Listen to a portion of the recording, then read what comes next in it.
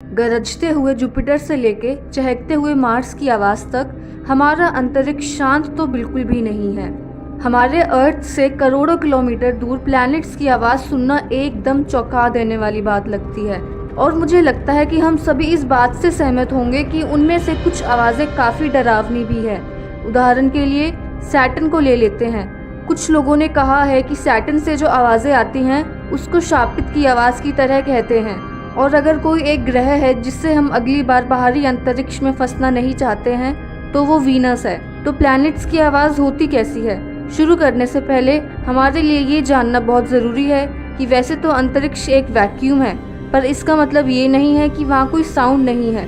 Sound अंतरिक्ष में electromagnetic vibrations के रूप में मौजूद है।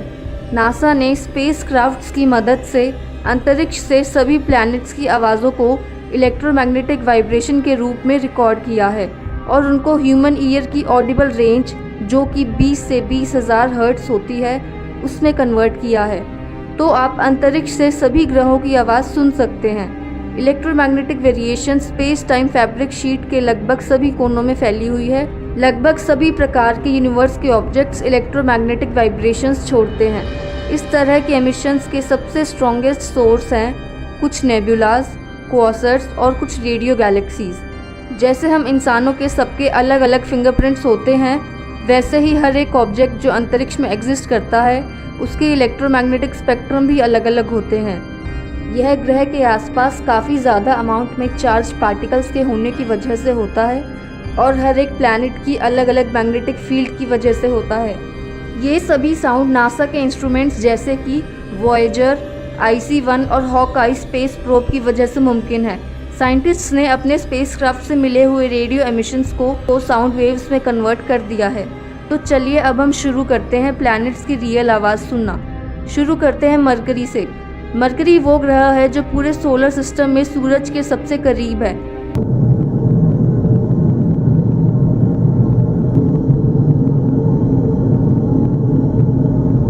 जब मरकरी की आवाज़ रिकॉर्ड की गई थी तो इस प्लैनेट से हुशिंग की आवाज़ आई, जो कि आवाज़ होती है जब हवा हमारे करीब से निकलती है। ये आवाज़ काफ़ी लो फ्रीक्वेंसी आवाज़ है, जैसे कि हवा में पार्टिकल्स खुद ही वाइब्रेट कर रहे हों। ऐसा माना जाता है कि मरकरी की कोर और बाहरी लेयर के बीच लगातार इंटरैक्शन इसका कारण है, लेकिन साइंटिस्ट्स अभी भी इस शोर के असली कारण को ढूंढने की कोशिश में लगे हैं। नेक्स्ट है हमारे पास वीनस, जो मरकरी से बहुत अलग लगता है लेकिन उतना ही रहस्यमय है।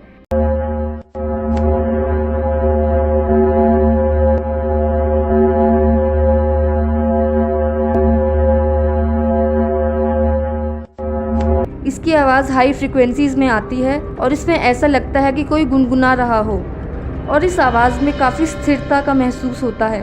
वैज्ञानिकों को लगता है कि इसका कारण वीनस की मजबूत मैग्नेटिक फील्ड या काफ़ी हाई सरफेस टेम्परेचर है, जो एक प्रकार का ध्वनि इंटरफेरेंस पैदा करता है।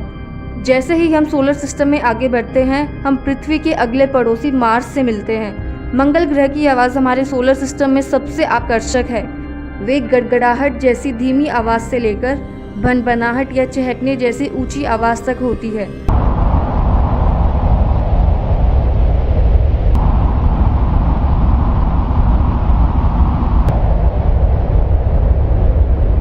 वैज्ञानिकों का मानना है कि ये आवाज़ें मंगल ग्रह के वातावरण से आ रही हैं, जिसमें धूल के कण और अन्य पार्टिकल्स भी होते हैं जो पूरी तरह से ग्रह में घूमते रहते हैं और वाइब्रेशन पैदा करते हैं। अब चलते हैं जुपिटर की आवाज़ की तरफ। सोलर सिस्टम के ओरिजिन का पता लगाने के लिए नासा ने जूनो नाम का स्पेसक्राफ्ट लॉन्च किया। अपने रिसर्च के दौरान जूनो जुपिटर की ऑर्बिट में चला गया। वहां जाके जूनो ने जुपिटर की काफ़ी हैरान कर देने वाली आवाज़ कैद की।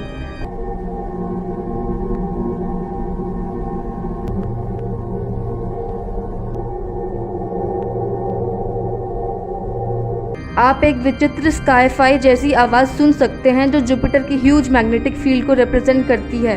जुपिटर की मैग्नेटिक फील्ड पृथ्वी की तुलना में 10 गुना ज़्यादा मजबूत है और इसका मैग्नेटोस्फेयर बहुत विशाल है, पृथ्वी के वॉल्यूम के 1 लाख गुना और सूरज से भी ज़्यादा वाइड। वैज्ञानिकों को लंबे समय से ये फैक्ट पता है कि जुपिटर काफ़ी शोर मचाता है। जुपिटर अपने और अपने मून्स के इंटरैक्शन की वजह से काफ़ी तेज़ रेडियो तूफान पैदा करता है। इतनी तेज़ आवाज़ का एक ये भी कारण हो सकता है कि जुपिटर में कई वाइल्ड गैसेस भी मौजूद हैं। वैज्ञानिक भी जुपिटर के इस रूप को देखकर हैरान हैं। अब हम सुनते हैं सैटर्न की आवाज़। सैटर्न एक गैस से भरा हुआ प्लैनेट है। सैटर्न जितना देखने में सुंदर है, उसकी आवाज़ सभी ग्रहों के मुकाबले सबसे ज़्यादा डरावनी है। नासा का कैसिनी स्पेसक्राफ्ट, जिसने 2004 से 2017 तक सैटर्न और उसके मून्स पर रिसर्च की, वो सैटर्न के मैग्नेटोस्फेयर से रेडियो वेव्स और प्लाज्मा वेव्स को पकड़ने में सक्षम रहा, जिसे वैज्ञानिकों ने ऑडियो सिग्नल्स में ट्रांसलेट किया, जिसे हम सुन सकते हैं।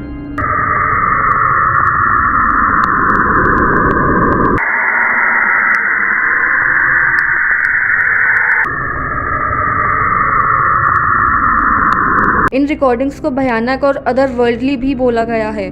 कई लोग तो सैटर्न की आवाज़ को द साउंड फ्रॉम हेल भी बोलते हैं। अब बढ़ते हैं यूरेनस की ओर। यूरेनस एक ऐसा ग्रह है जो ज़्यादातर गैस से बना है, जिसकी कोई ठोस सतह नहीं है, इसलिए इसमें ऐसी आवाज़ नहीं है जिसे सुना जा सके, जैसे कि हम पृथ्वी पर सुनते हैं।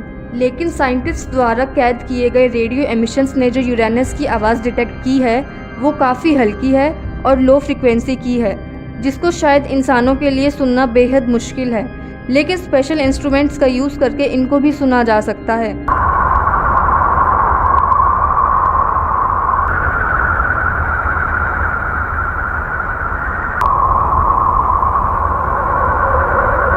इन रेडियो एमिशंस द्वारा प्रोड्यूस होने वाली आवाज़ों को अक्सर भयानक और अलौकिक रूप से डिस्क्राइब किया जाता है। ऐसा लगता है मानो जैसे दूर से कोई तेज सीटी बजा रहा हो या कोई धीरे से काफ़ी देर तक गुनगुना रहा हो। अब बढ़ते हैं नेपट्यून की ओर। अंधेरे से घिरा हुआ, ठंडा और सुपरसोनिक हवाओं से टकराया हुआ बर्फ का विशालकाय नेपट्यून हमारे सोलर सिस्टम का 8वां और सबसे दूर का ग्रह है। जितना पृथ्वी से सूरज दूर है, उससे भी 30 गुना अधिक दूर नेपट्यून हमारे सोलर सिस्टम का एकमात्र ऐसा ग्रह है जो नेकेड आइज से दिखाई नहीं देता है, और ये एक ऐसा प्लैनेट है जिसको मैथमेटिशियंस ने इसकी खोज से भी पहले प्रेडिक्ट कर दिया था। यूरेनस की तरह नेपट्यून भी एक गैस से भरा हुआ ग्रह है, जिसकी कोई ठोस सतह नहीं है।